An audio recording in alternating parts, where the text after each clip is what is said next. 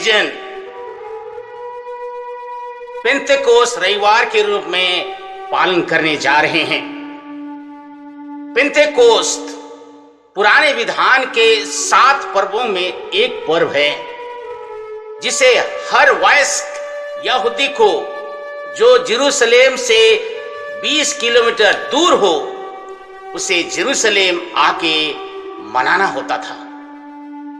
Greek में पेंतेकोस्त का अर्थ है 50वां। पुराने विधान में पास्का पर्व के 50वें दिन के बाद पेंतेकोस्त पर्व मनाया जाता था। पेंतेकोस्त का पर्व नया फसल का पर्व था। इस दिन संपूर्ण इस्राएली प्रजा ईश्वर की असीम दया से प्रतिज्ञा देत में प्रथम फल प्राप्त किए। इसलिए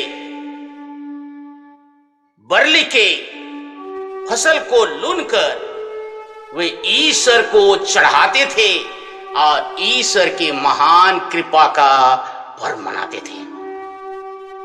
पेंतेकोस्त का पर्व को इस्राएली प्रजा ईश्वर के महान कार्यों को याद करते हुए मनाती थी, क्योंकि ईश्वर ने इस्राएली प्रजा को मिस्र की गुलामी से रहस्यमय और चमत्कारिक ढंग से विभिन्न तकलीफों, कठिनाइयों और विपत्तियों से बचाकर प्रतिज्ञा देश वापस ले आया, जहां दूध और मधु की नदियां बहती थी।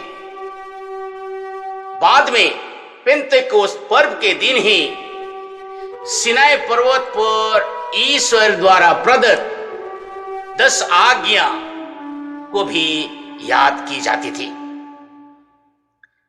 लेकिन नए विधान में यीशु ख्रीस्त मृतकों में से जी उठे और 40 दिन तक वे धरती पर हमारे संग रहे। यीशु ख्रीस्त ने शिष्य समुदाय को प्रेरित अध्याय 1 पद संख्या 4 से 5 में बताते हैं कि तुम जाकर यरूशलेम में प्रतीक्षा करो। वहां पर तुम्हारे ऊपर पवित्र आत्मा उतरेगी और उसकी शक्ति से तुम यरूशलेम, यहूदिया, समारिया और संपूर्ण विश्व में मेरी गवाही दोगे। प्रेरित अध्याय 1 बताता है कि इनमें 120 सदस्य थे। प्रत्येक जन यीशु ख्रीस्त के मार्गदर्शन के अनुसार यरूशलेम के ऊपरी मंजिल में प्रतीक्षा के लिए बैठे रहे। पुनरुत्थान के 50वें दिन पेंतेकोस्त का पर्व है। संपूर्ण इस्राएली प्रजा पेंतेकोस्त का पर्व मना रही थी और ये 120 जन शिष्य समुदाय यरूशलेम की ऊपरी मंजिल में प्रतीक्षा कर रही थी। उनके ऊपर ही पवित्र आत्मा उतरा। ईश्वर पवित्र आत्मा से उनको भर दिया। प्रेरित अध्याय 2 पद संख्या 2 से 3 बताता है कि अचानक आंधी सी आवाज आकाश से सुनाई पड़ी। उन्हें एक प्रकार की आग दिखाई दी जो जीवों में विभाजित होकर उनमें से हरेक पर उतरकर ठहर गया। सच कहूं तो जो लोग पेंतेकोस्त का पर्व मना रहे थे उनके ऊपर पवित्र आत्मा नहीं उतरी, लेकिन 120 शिष्य समुदाय ईश्वर के मार्गदर्शन के अनुसार पवित्र आत्मा के लिए प्रतीक्षा कर रही थी। उनके ऊपर ही पवित्र आत्मा उतरी।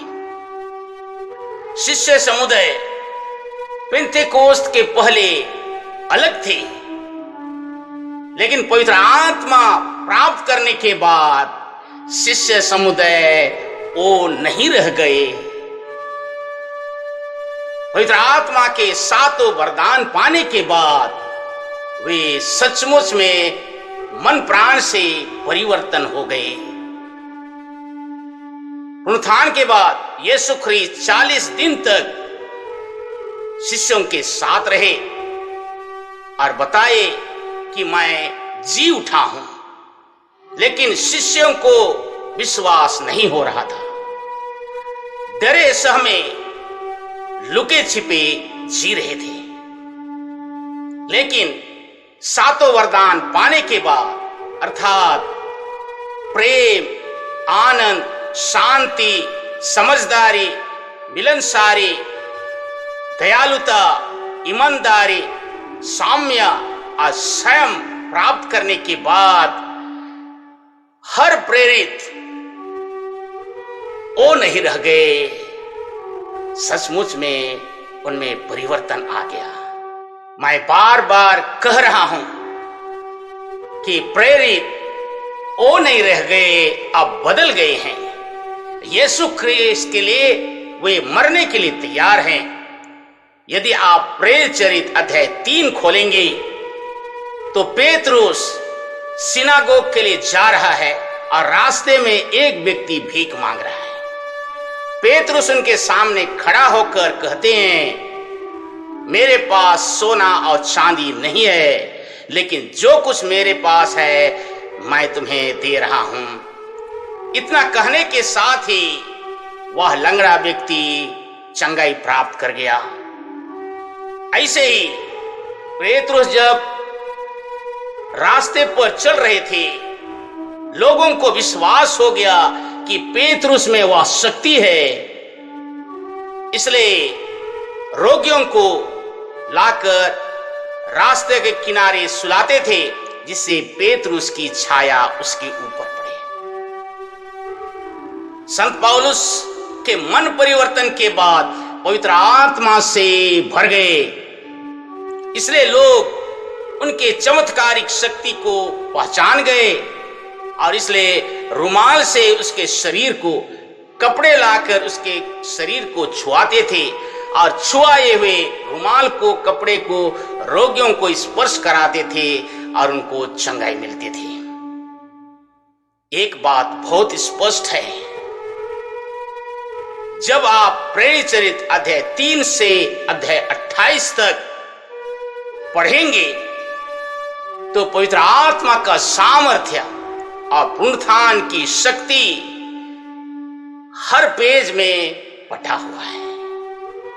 स्पष्ट कह दिया जाता है कि जो कोई भी इस धरा में रहते हुए ईश्वर को मानता है, यीशु ख्रीस्त को स्वीकार करता है और कहता है यीशु ही प्रभु है, वह पवित्र आत्मा से परिपूर्ण हो जाता है।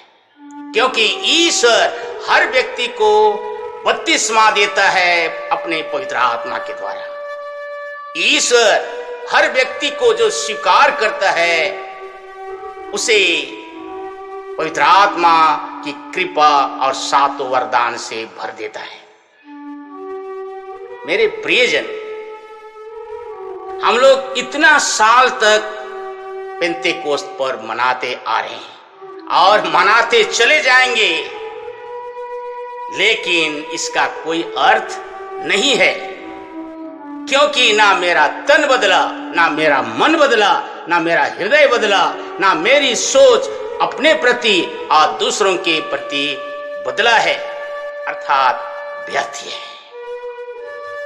हम प्रत्येक जन जानते हैं संत मोनिका अपने प्रार्थना और त्याग के लिए आज कलीसिया में जानी जाती है।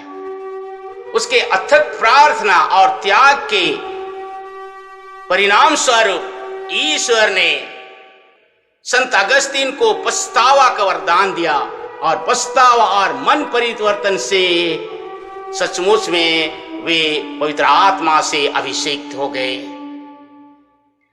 मन परिवर्तन के बाद एक दिन अपने शहर में टहलने के लिए निकले। उस शहर में एक देहगामिनी से अच्छी तरह परिचित थे। इसलिए उस देहगामिनी ने पुकार कर कहा, अगस्तीन, अगस्तीन। संत अगस्तीन कोई भी जवाब नहीं दिए। फिर इस देहगामिनी ने जोर से पुकार कर कहा, अगस्तीन, अगस्तीन। तब उलट के संत अगस्तीन ने कहा, मैं वो नहीं रहा हूं जिस अगस्तीन को तुम जानते हो। मेरे प्रियजन, हम प्रत्येक जन कैथोलिक हैं, क्रिश्चियन हैं। पवित्र आत्मा की शक्ति को आप प्रत्येक जन जानते हैं, लेकिन विश्वास नहीं करते हैं, क्योंकि पवित्र आत्मा की कृपा से हर व्यक्ति पल में परिवर्तन हो सकता है। पवित्र आत्मा हर व्यक्ति को नया बना सकती है। संत अगस्तीन को उस देहगामिनी ने वही सोचा जो पहले था, लेकिन वो तो पवित्र आत्मा से अभिषिक्त थे। अब वो अगस्तीन नहीं रह गए। मेरे प्रियजन, हम भी अपने माता, अपने पिता, अपने भाई, अपनी बहन, अपने प्रियजन, पति और पत्नी की गलती और पाप को सोचकर सिहर उठती हैं। उस व्यक्ति को हम नीच ही सोचते हैं, गिरा हुआ सोचते हैं, पापी सोचते हैं, तुच्छ और तिरस्कृत सोचते हैं। याद रखिए, ये भूल, ये चूक इसलिए होती है, मैं पवित्र आत्मा के बिना जी रहा हूं, इसलिए अगले व्यक्ति को भी मैं पहचान नहीं सकता हूं। पापी व्यक्ति सदा पापी नहीं रहता, नीच व्यक्ति हर समय नीच नहीं रहता, गिरा हुआ व्यक्ति हर समय गिरा हुआ नहीं रहता।